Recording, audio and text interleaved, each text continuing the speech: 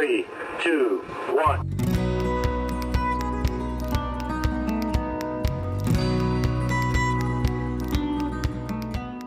All right, welcome back to Show Me Trucks. Some more working on the 36 GMC over here. So trying to finish up wiring.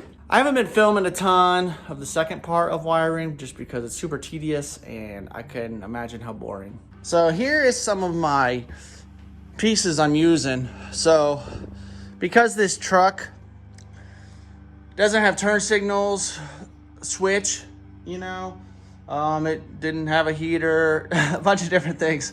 I have to come up with it myself. So I'm using these little black switches. These are going to be in the back of my glove box. These are nothing special, you know, a couple dollars at the auto store, just on-off switches. So this is feeding the trigger wire to my relay for heat, for reverse, because usually your reverse would be on your neutral safety switch on your steering column, but I do not have that.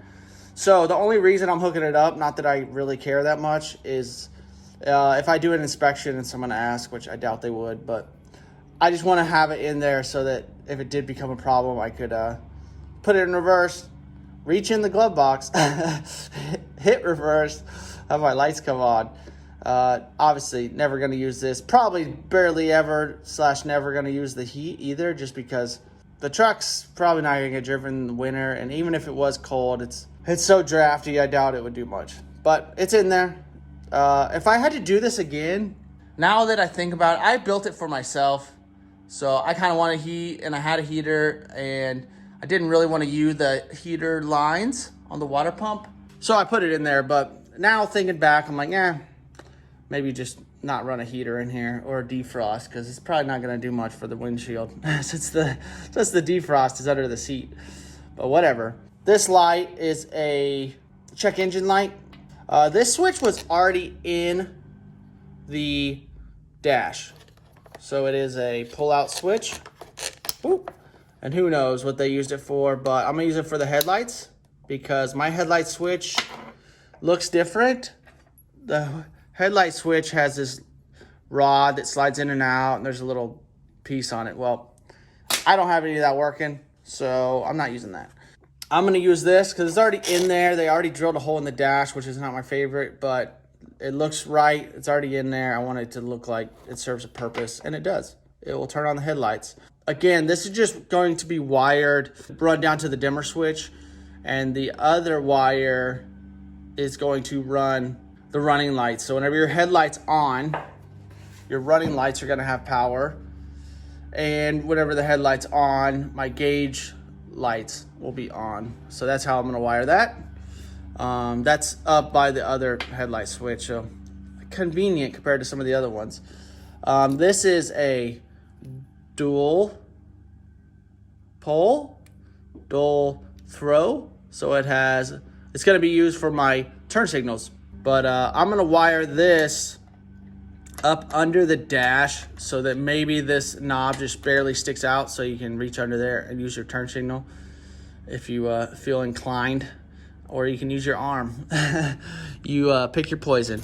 And then this is a momentary switch. This is going to be for my horn button. You know, usually your horn button is in your steering column, but these simple steering columns don't have all that. I don't know how you would have run a horn a long time ago in the 36. I don't know what they did, if they ever did. Again, I don't actually care about the horn, but kind of just getting it for inspection in case they ask. And this actually just provides a ground signal that is just grounding a relay out. I kind of ran relays through everything for these old switches.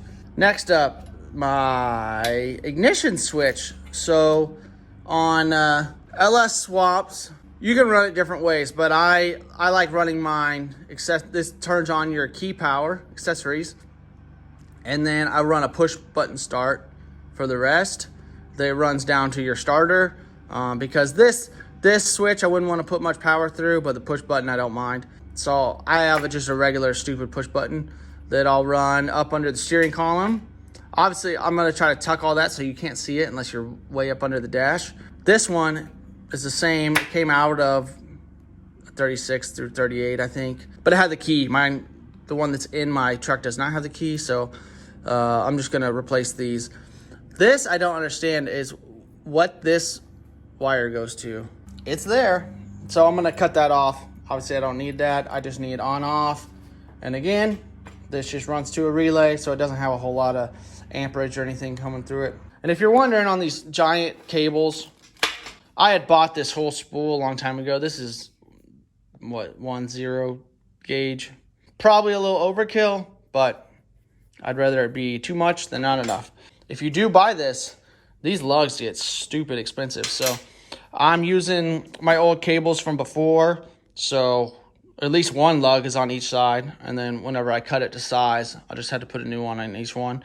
I want to say I paid $330 for each one of these. So that gets expensive, and the battery cable is expensive, so that's why I'm reusing it. And it's nice and pliable. I'm pretty sure it's like speaker wire, and I'm gonna wrap all this so it's all black. I don't wanna see any of it. Obviously, if you weren't sure, the theme of the truck is an old truck that no one's really worked on, but obviously the LS engine might throw you off.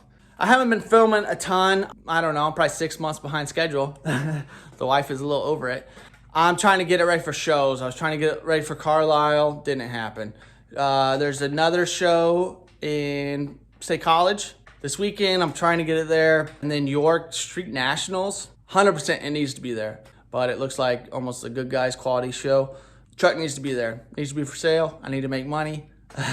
Maybe sell some parts there, but I need to make money or find customers or make money, you know? Working hard on this and haven't been filming just because, like I said, I think wiring's pretty boring to watch, but sometimes I like it explained. Once I show you all the relays and stuff I have to do for my... Who knew taillights were so stupidly confusing? You have to run relays in this because when you hit your brake, it needs to apply a brake to one side, but still let your turn signal work. So there's like 3 relays, a bunch of wiring. I had to figure all that out last night. It's a little hard looking on the internet for people's advice. And some guys had a bunch of switches and tons of wiring to not run relays, but to me, I want a simple switch, and then I'd rather tuck a bunch of relays under my seat and not worry about it. All right, let's talk about scary moments in the garage.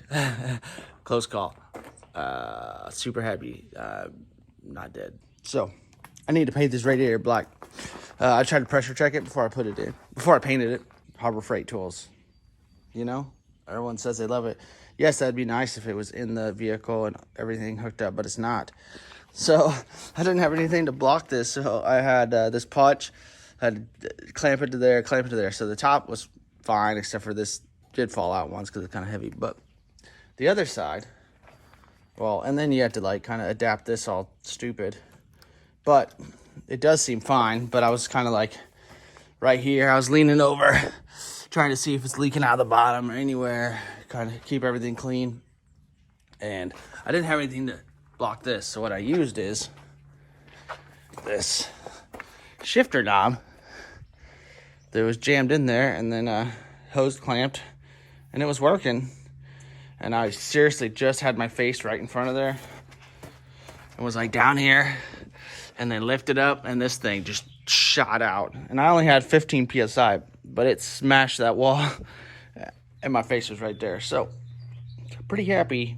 I don't have a black eye or had to pull this shifter knob out of my mouth. So, it seems okay, but I really wish in here, I mean, someone smarter might know, but I really wish it just had some block off so you could check radiators, not in the car. Obviously, Harbor Freight is more for newer car, do-it-yourself guys. But it has check out. I just kind of wanted to make sure that way I can bend out some of these fins a little bit, straighten it back up, and then I have that Eastwood radiator paint. I'm gonna paint it black, that way it doesn't look so shiny on the truck. Even though the aluminum would be fine, but I want the black for the grill side more than I care about the engine side. But I don't want to see the silver, and then there's a black fan on top of it. So hopefully if it's all black, you don't really notice it that much.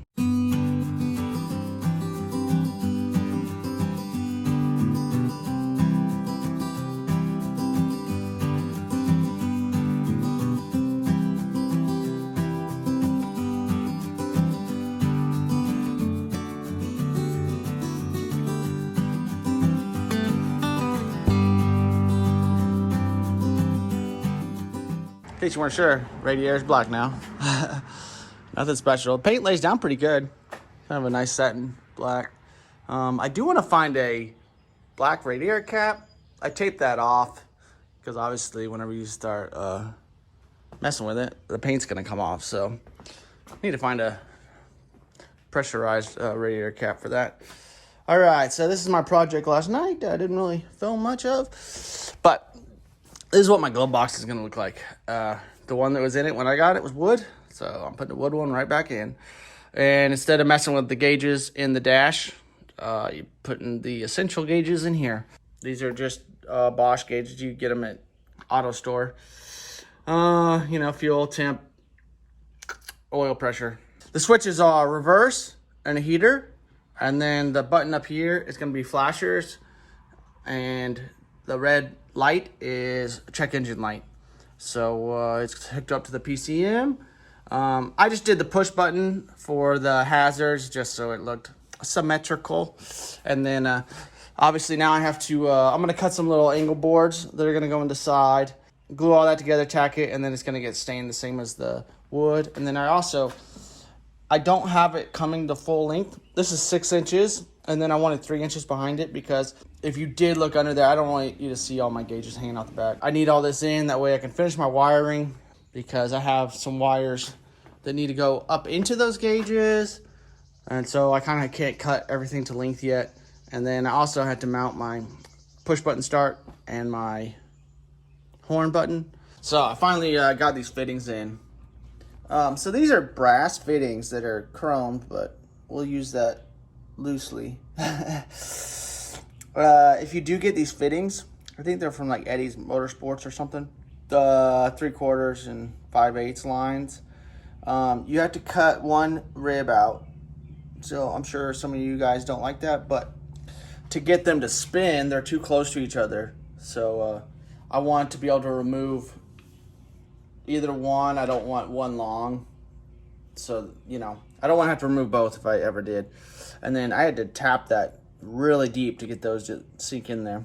That's in there. I need to make some mounts for the heater hoses. That way they don't lay on the starter and don't lay on the headers. And so that's about to be fun because this fiberglass on these header wraps is not my favorite right now because I got my starter. I know it's fun to look in here. I got my starter power cord in. Here's my exciter wire to the starter, so I need to plug that in, and then I also need to extend my crank sensor to fit in here, and then I'll run my heater hose. I want to make sure all the wiring's in its spot. This is about to get exciting in here. Once that goes in, I can finish up a little bit more wiring that I haven't finished up to the headlights. If we move into the cab, this morning I kind of was working on the gauge box. I had made these little pieces for the side, glued everything in. It's all gonna get stained the same as the wood in the floor. I kind of just needed that in place. I had to notch out for these hinges, and then I also need to drill up in here for the holes. But another issue I have is I need to take this lock mechanism out. I don't have a key. I have 3 of these and I don't have a key for any of them.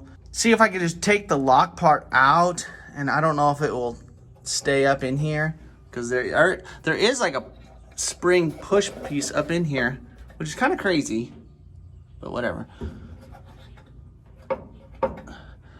But if I don't take that out and it shuts and I have this glove box door in, I don't think I can reach in there anywhere and get that. So that isn't a problem. What I did is, if you hammer out that pin that's in there, the pin looks like this. It does break it. There's some kind of cast piece in there, but this thing will slide out. And then there's still a tab in here that pushes up and down. And so it still locks you. It still latches it. It just doesn't lock, you know. I don't usually carry wads of cash in my truck because I have no cash after this truck. That fixes my problem. So, yippee, because I thought I was going to have to take that to a locksmith and try to figure something out. But now I don't. The only other key I would love is I would love to have the key that goes into this door handle, because I like, obviously, I'm trying to use as much of stuff off the original truck as I can. So obviously it's patinaed just right for this truck, but I don't have a key for that.